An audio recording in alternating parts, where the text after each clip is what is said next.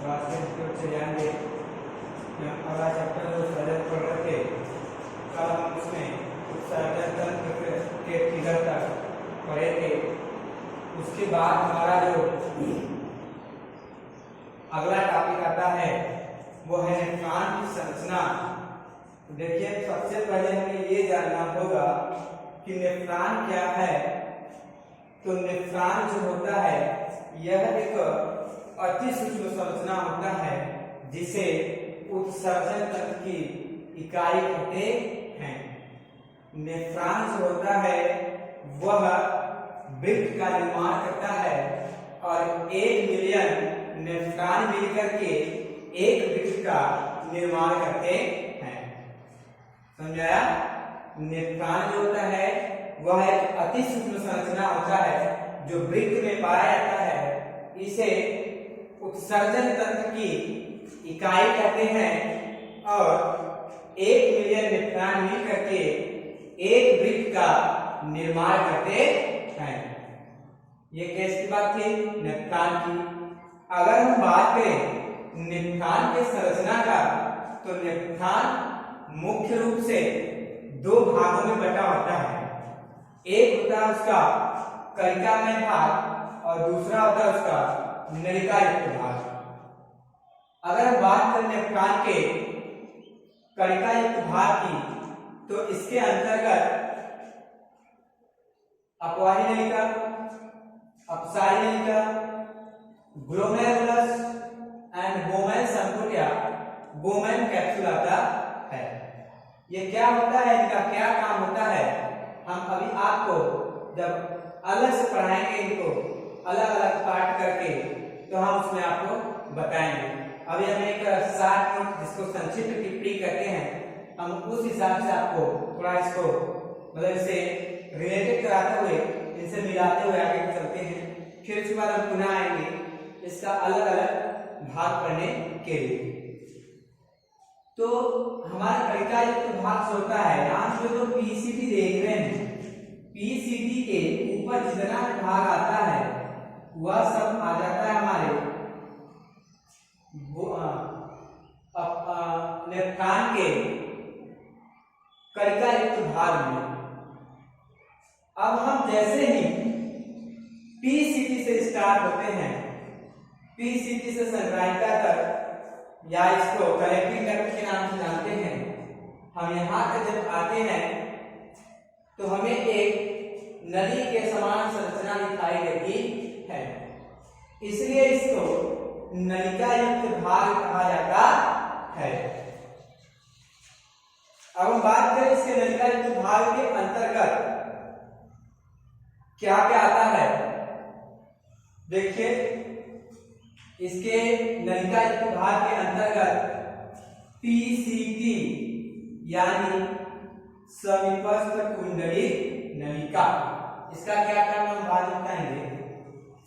अब उसके बाद हेनले का लूप, हेनले का लूप। अब उसके बाद हम हेनले लूप के आगे हेनले लूप को देखें तो हेनले लूप 2 प्रकार का होता है। एक होता है हमारा आरोही हेनले लूप, आरोही हेनले लूप, और दूसरा होता है हमारा अवरोही हेनले लूप।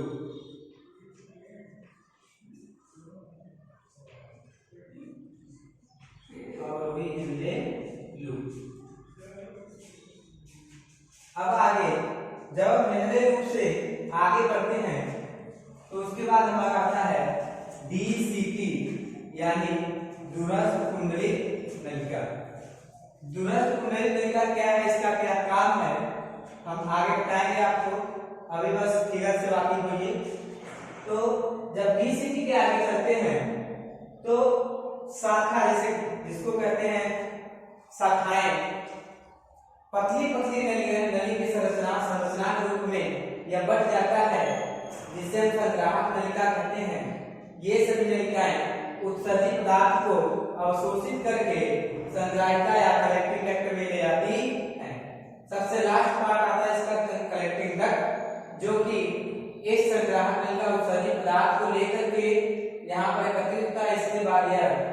इससे मूत्रवाहिनी से जुड़ी होती है। या मूत्रवाहिनी उस मूत्र को या उत्सर्जित पदार्थ को लेकर के मूत्राशय पहुंचता है और मूत्राशय के बाद मूत्र मार्ग के माध्यम से उसे अपने शरीर से बाहर निकाल दिया जाता है। यह हमारा नेफ्रॉन का संरचना। आइए हम बात करते हैं नेफ्रॉन के संरचना एवं कार्य के बारे में। तो हम संरचना यहाँ थोड़ा बताते हुए चलते हैं। देखिए हमने बात की थी अपवाही नलिका की। तो जो अपवाही नलिका है यह मानव शरीर में जो रुधिर होता है यानी यूं कह ले अशुद्ध रुधिर, तो यह अशुद्ध रुधिर को लेकर के ग्लोमेरुलस बोमैन सर्कुल के बीच में ग्लोमेरुलस में पहुंचता है। अब ग्लोमेरुलस क्या करेगा? ग्लोमेरुलस उस रक्त का शुद्धिकरण यानी छनैया करेगा। जब यह रक्त का छनैया करता है तो उसके बाद जो कुछ भी इस ग्लोमेरुलस से छन जाता है वह बोमैन कैप्सूल में तो नहीं आता है, बट बोमैन कैप्सूल के नीचे से, मतलब ये देख रहे ग्लोमेरुलस यहाँ पर, जैसे माने ये मान लीजिए हमारा क्या है, ये हमारा बोमैन कैप्सूल है। अब ग्लोमेरुलस उसमें ऐसे क्या है, ऐसे अंदर है, अंडरग्राउंड है। अब ये तो घिरा हुआ है। अब यहाँ से जो ग्लोमेरुलस है यहाँ से जो छनेंगे इस बोमैन कैप्सूल के नलिकाओं में तो जाएंगे ही जाएंगे। उसके बाद जब वो बोमैन संकुल के नलिका में चले जाएंगे उसके पश्चात जो हमारा रुधिर बचेगा वह अपसारी नलिका के माध्यम से हमारे हार्ट में भेज दिया जाता है। अब उसके बाद जो यहाँ से छन जाता है तो छनता है यहाँ से क्या क्या, विटामिन, ग्लूकोज, पोटेशियम, सोडियम, जल, फैट वगैरह, ये सब क्या होते हैं यहाँ से छन जाते हैं। अब जब ये छन करके आते हैं हमारे बोमैन कैप्सूल में, तो बोमैन कैप्सूल का के नीचे जो पीसीटी यानी समीपस्थ कुंडलित नलिका है उनसे और हेनले लूप से डीसीटी से होते हुए वह संग्राहिका तक पहुंचता है। तो समीपस्थ कुंडलित नलिका का क्या काम है कि जो समीपस्थ कुंडलित नलिका है यह विटामिन, ग्लूकोज और फैट का पूरी तरह से एब्जॉर्ब कर लेता है और वाटर का 25% भाग तथा सोडियम का 25% भाग भी क्या हमारा समीपस्थ कुंडलित नलिका कर लेता है। अब देखिए हमारा बनता है 75% जल। तो छोड़िए इतना डिटेल आपको पढ़ना नहीं है, खैर मैं बता दे रहा हूँ। अब पीसीटी के बाद जो आगे हमारा आता है वो आता है हेनले का लूप। इसे हेनले का लूप इसलिए कहते हैं क्योंकि इसकी खोज हेनले नामक वैज्ञानिक ने किया था, इसलिए उन्होंने इस अपने नाम पर इसका नाम हेनले का लूप रख दिया। देखिए आरोही हेनले लूप और अवरोही हेनले लूप है। तो जो आरोही हेनले लूप होता है वो जल अपारगम्य होता है और जो अवरोही हेनले लूप होता है सोडियम आयन युक्त अपारगम्य होता है। बस इतना ही है। अब आगे हम चले दूरस्थ कुंडलित नलिका में। तो दूरस्थ कुंडलित नलिका में जाते हैं तो जो जल वगैरह बचा रहता है वहां से पुनः अवशोषित करें, पूरी रूप से नहीं, सोडियम और लवण वगैरह, सोडियम जो होता है वो पूरी तरह से अवशोषित कर जाता है पीसीटी में और कुछ जल, और उसके बाद जो हमारा उत्सर्जित पदार्थ का है यूरिया वगैरह और जल, ये सभी मिल करके आते हैं हमारे संग्राहिका में। यहाँ से इकट्ठित होते हैं, फिर मूत्रवाहिनी को मूत्रवाहिनी से मूत्राशय लेकर आते हैं, मूत्राशय से मूत्र मार्ग द्वारा बाहर कर दिया जाता है। तो ये था हमारे नेफ्रॉन की संरचना। उम्मीद करता हूँ आप लोगों को समझ में आया होगा। अगर नहीं समझ में आएगा तो एक बार वीडियो को पूरा देखिएगा, समझिएगा। जहां नहीं समझ में आएगा कमेंट में क्वेश्चन जरूर कीजिएगा, हम उत्तर देने के हमेशा तैयार रहते हैं। तो अब इसके बाद हम लोग अगला टॉपिक पढ़ेंगे अपोहन। क्या होता है अपोहन?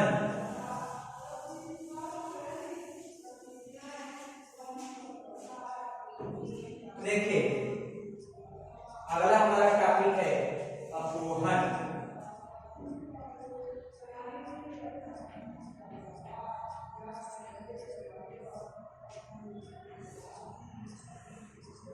ठीक, अपोहन को अगर कहें तो इसमें डायलिसिस करते हैं।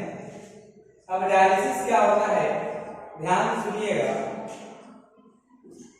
जब कभी किसी व्यक्ति का दोनों वृक्क खराब हो जाता है तो उसके शरीर से नाइट्रोजन युक्त विषाक्त पदार्थ को बाहर निकालने के लिए कृत्रिम वृक्क का प्रयोग करते हैं, जिसे अपोहन कहते हैं। फिर सुनिए, जब कभी किसी व्यक्ति का दोनों वृक्क खराब हो जाता है या काम करना बंद कर देता है तो उस व्यक्ति के शरीर में उपस्थित नाइट्रोजन युक्त विषाक्त पदार्थ को शरीर से बाहर निकालने के लिए कृत्रिम वृक्क का प्रयोग करते हैं, इसलिए इसे डायलिसिस कहते हैं या अपोहन, या इस क्रिया को अपोहन कहते हैं। ठीक, तो आइए हम थोड़ा फिगर देख लेते हैं। अपोहन में कृत्रिम वृक्क क्या होता है, उसका यूज कैसे किया जाता है, तो थोड़ा साथ में चलेंगे।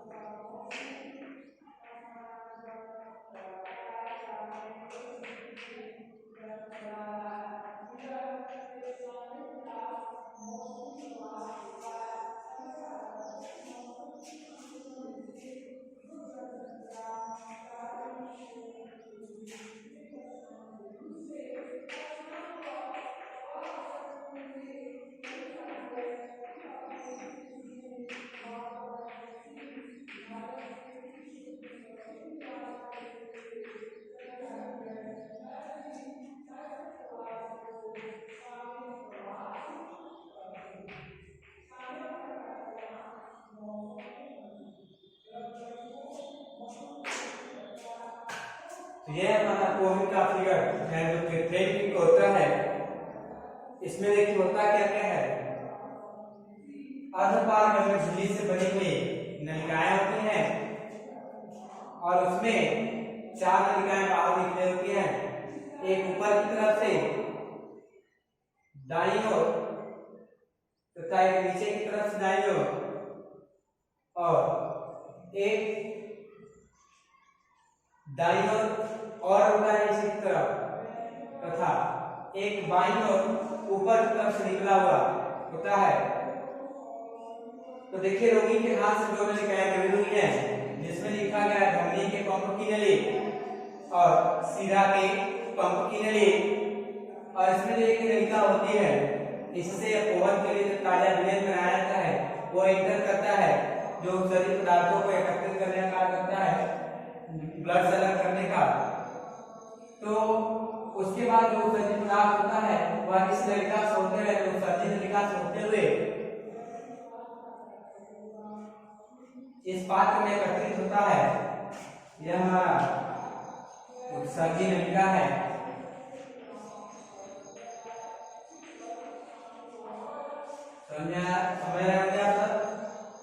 तो जो शिरा के पंप की नली है इससे अशुद्ध रुधिर इस नलिकाओं में जाता है और शुद्ध होने के तत्पश्चात जो रुधिर होता है वह शुद्ध होने के तत्पश्चात इस धमनी वाली नलिका से होते हुए हमारे धमनी में चला आता है और धमनी से होते हुए हमारे हार्ट में जाता है और हार्ट में जाकर के पूरी बॉडी में फैल जाता है।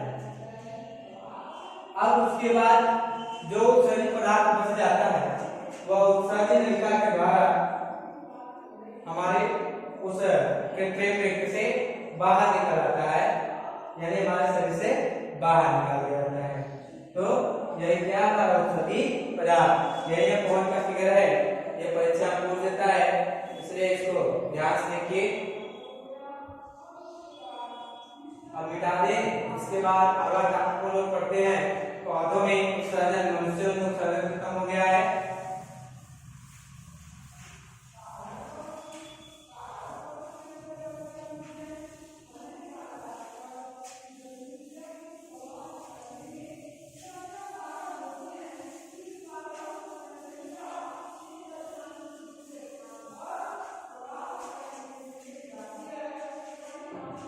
अब हम बात करते हैं पौधों में उत्सर्जन की।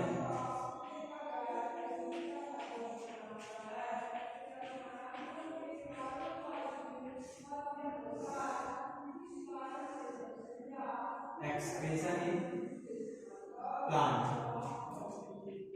बड़ा ही सिंपल है पौधों में उत्सर्जन।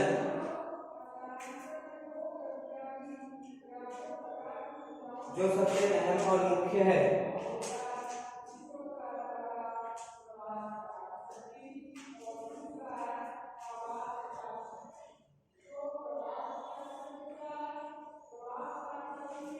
देखिए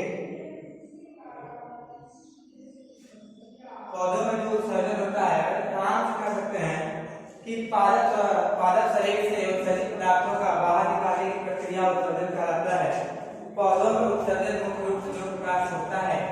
एक होता है वाष्पोत्सर्जन,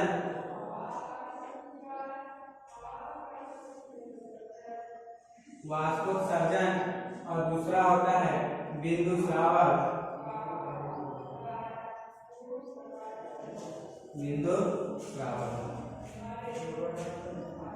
देखिए वाष्पोत्सर्जन क्या होता है। अगर हम वाष्पोत्सर्जन को तोड़ें तो वाष्प धन उत्सर्जन टूटेगा। तो वाष्प मतलब जल का गैसीय रूप और उत्सर्जन मतलब बाहर निकलना, यानी जल का गैस के रूप में बाहर निकलना या वाष्प के रूप में बाहर निकलने की प्रक्रिया को वाष्पोत्सर्जन कहते हैं। ठीक, जल का वाष्प के रूप में या गैस के रूप में बाहर निकलने की प्रक्रिया कोष्टक में लिख देना पौधों में वाष्पोत्सर्जन कहलाता है। अब जो वाष्पोत्सर्जन होता है वो पौधे के बाहरी भाग से होता है, जैसे पत्ती हो गया, तना हो गया, यहाँ से इन्हीं माध्यमों से होता है। तो वाष्पोत्सर्जन के लिए एक महत्वपूर्ण संरचना होता है जिसे स्टोमेटा कहते हैं।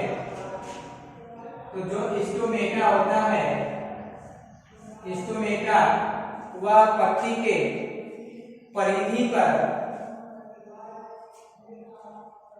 जब एपिडर्मिस देखते हैं पत्ती में तो उन्हीं के बीच बीच में छोटे छोटे छिद्र होते हैं जिन्हें स्टोमेटा कहते हैं।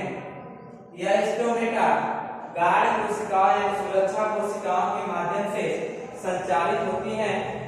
जब सुरक्षा कोशिका संकुचित होती है तो स्टोमेटा बंद हो जाते हैं, और जब सुरक्षा कोशिका रिलैक्स होती है तो स्टोमेटा खुल जाते हैं, जिससे छिद्र खुल जाता है और पौधों में वाष्पोत्सर्जन की प्रक्रिया होने लगती है। अगला बिंदु श्रावण। बिंदु श्रावण, अगर हम बिंदु श्रावण की बात करें तो बिंदु यानी बूंद के रूप में, श्रावण मतलब बाहर निकलना, जल का बूंद के रूप में बाहर निकलने की प्रक्रिया को बिंदु श्रावण कहते हैं। इसमें सुरक्षा कोशिका की आवश्यकता नहीं होती है। यह हाइलेक्ट्रोड्स के माध्यम से होता है जो पत्ती के परिधि पर विंग्स पाए जाते हैं। उन्हीं के छोर पर हाइलेक्ट्रोड्स नामक छोटे छिद्र होते हैं जिसके माध्यम से जो जल होता है यानी उत्सर्जित पदार्थ होता है पौधों का, बूंद के रूप में बाहर निकलता है। तो वाष्पोत्सर्जन और बिंदु श्रावण में कभी कभी अंतर पूछ देता है, हालांकि हमेशा तो नहीं, किस्मत खराब होता है तो पूछ देता है। तो देखिए वाष्पोत्सर्जन जो है इसमें शुद्ध जल निकलता है। यह प्रक्रिया दिन में होती है। इसमें सुरक्षा कोशिका की आवश्यकता होती है और जो हमारा बिंदु श्रावण है यह प्रक्रिया रात में होती है। इसमें जल बूंद के रूप में निकलता है और इसमें जो जल होता है वह अशुद्ध जल निकलता है। तो हमारा पौधों में जो उत्सर्जन पूरी तरह से समाप्त हो गया है और मनुष्यों में भी समाप्त हो गया है। एक थोड़ा स्टोमेटा की संरचना बना के आप लोग सबको बता दूं मैं।